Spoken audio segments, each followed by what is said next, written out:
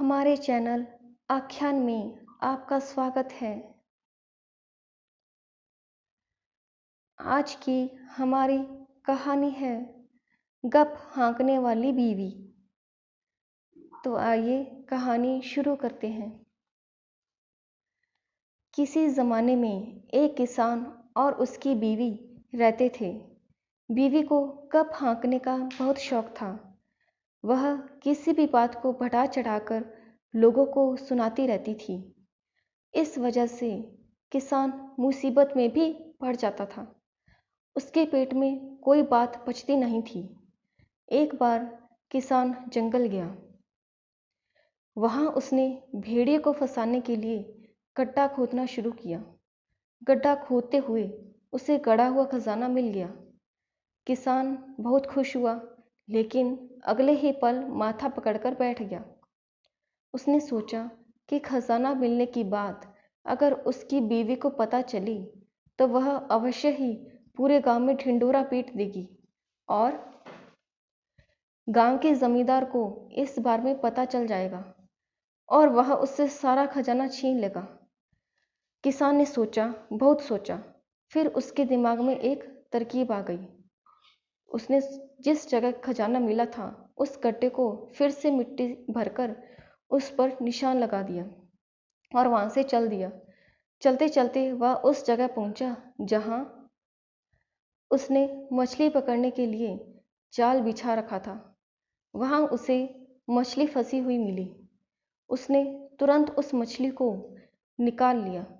कुछ दूरी पर उसने खरगोश को पकड़ने के लिए एक फंदा लगा रखा था। उसे वहां एक खरगोश फंसा हुआ मिला। किसान ने जल्दी से खरगोश को मछली के जाल में डाल दिया और मछली को खरगोश के फंदे में डाल दिया और अपने घर की ओर चल दिया। घर पहुंचते ही उसने अपनी बीवी को बोला, तात्याना, जल्दी से चूल्हा जलाओ और गरम गरम पूरियां तलो। उसकी बीवी ने बोला, इतनी रात को कोई पूरियां तलने का समय है क्या? कोई खुशी का मौका है या उत्सव का माहौल है? किसान ने बोला, ऐसा ही समझो। सुनो, मुझे एक बड़ा खजाना हाथ लगा है और हमें उसे आज रात को ही घर ले आना चाहिए। तुम जल्दी जल्दी पूरियां बनाओ, मुझे भूख लगी है, फिर हम खजाना लेने चलेंगे। किसान की पत्नी बोली, अच्छा ऐसी बात है तो तुमने पहले क्यों नहीं बताया? लो तो हाथ मुंह धो लो, मैं तुम्हारे लिए पूरियां तल देती हूँ। किसान की पत्नी ने जल्दी जल्दी पूरियां तली और किसान खाने बैठ गया। किसान एक पूरी खाता और दो तीन थैले में डालता जाता। पत्नी बोली, अरे आज तो तुम ऐसे पूरियां हड़पते जा रहे हो, मैं तो इतनी जल्दी बना भी नहीं पा रही हूँ। किसान बोला, खजाना काफी दूर है और बहुत भारी भी है, मुझे पेट भरकर खा लेने दो। किसान ने खूब सारा खाया और अपना थैला भी पूरियों से ठसाठस भर लिया। खाना खाते ही वे दोनों चल पड़े। उस वक्त तक काफी अंधेरा हो चुका था। किसान आगे आगे चल रहा था और उसने अपने थैले में से पूरियां निकाल निकाल कर पेड़ों की टहनियों पर लटकानी शुरू कर दी। किसान की पत्नी पीछे चल रही थी। जब उसने पेड़ों की तरफ देखा तो किसान से बोली, देखो तो जरा, पेड़ों पर पूरियां लटकी हुई है। किसान बोला, तो क्या तुमने कभी पूरियों की बरसात नहीं देखी? कुछ देर पहले इस जंगल में पूरियों की बरसात हुई थी। पत्नी बोली, नहीं जी, मैंने तो अपनी जिंदगी में ऐसी बरसात पहले कभी नहीं देखी। मैं तो नीचे देखते हुए चल रही थी कि कहीं मैं पेड़ों की जड़ों से ठोकर खाकर गिर ना जाऊं। किसान बोला, कुछ दूरी पर मैंने खरगोश के लिए फंदा लगाया था, चलो चलते हैं, चलते चलते उसे भी देखते हैं। किसान फंदे के पास गया तो उसमें मछली फंसी हुई थी। यह देखते ही पत्नी बोली, अरे यह सूखी जमीन पर मछली कहाँ से आई? किसान बोला, तो क्या तुमने कभी जमीन पर चलने वाली मछलियां नहीं देखी? पत्नी ने कहा, नहीं जी, मैंने तो कभी ऐसी मछलियां नहीं देखी। किसान बोला, चलो आओ, मैंने पानी में जाल बिछाया था उसे भी देखते चलें। वे दोनों नदी तट पर जाल के पास जाते हैं तो देखते हैं वहाँ खरगोश फंसा हुआ था। किसान बोला, यह देखो, पानी में तैरने वाला खरगोश, आज इसका शोरबा बनाएंगे। किसान की पत्नी बोली, हे भगवान, आज कैसा दिन देखने को मिला है। पेड़ों पर पूरियां, जमीन पर चलने वाली मछली, पानी में तैरने वाला खरगोश, मैंने ऐसा पहले कभी नहीं देखा। किसान बोला, भाग्यवान, कुछ चीजें जिंदगी में पहली बार होती हैं। और मन ही मन अपनी योजना पर खुश हुआ। नदी तट के पास ही किसान ने गड़े हुए खजाने का निशान लगा रखा था। किसान और उसकी पत्नी जल्दी जल्दी गड्ढा खोदने लगते हैं और जितना भी खजाना वे दोनों अपने साथ ले जा सकते थे उतना अपने थैलों में भर लिया। खजाना लेकर वे दोनों घर की ओर चल दिए। जिस सड़क से वह जा रहे थे वह सड़क जमींदार के घर के सामने से होकर जाती थी। अचानक उन्होंने भेड़ों का मिमियाना सुना। मैं किसान की पत्नी बोली, हे भगवान, यह कैसी आवाज़ है। आज और क्या क्या देखने को मिलेगा। मुझे तो रात के अंधेरे में बहुत डर लग रहा है। किसान बोला, यह शैतान है जो जमींदार का गला दबा रहे हैं। यहाँ से जल्दी चलो, कहीं यह हमें ना पकड़ लें। किसान और उसकी पत्नी घर की ओर भाग चले। घर जाते ही किसान ने उचित जगह पर खजाना छिपा दिया और अपनी पत्नी से बोला, भाग्यवान, बड़ी मुश्किल से हमारे अच्छे दिन आए हैं। तुम यह खजाने वाली बात किसी को मत बताना। पत्नी बोली, भगवान का नाम लो स्वामी, मेरी जुबान से एक शब्द भी नहीं निकलेगा। अगले दिन दोनों देर से सोकर उठते हैं।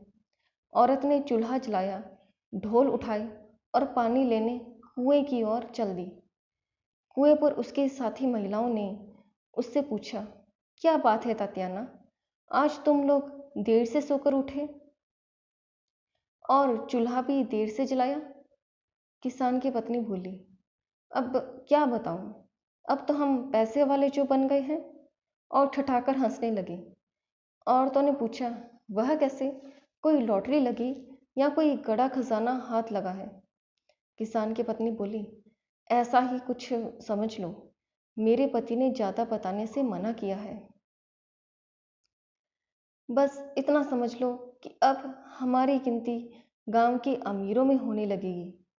और अपनी बात पर इतराने लगी।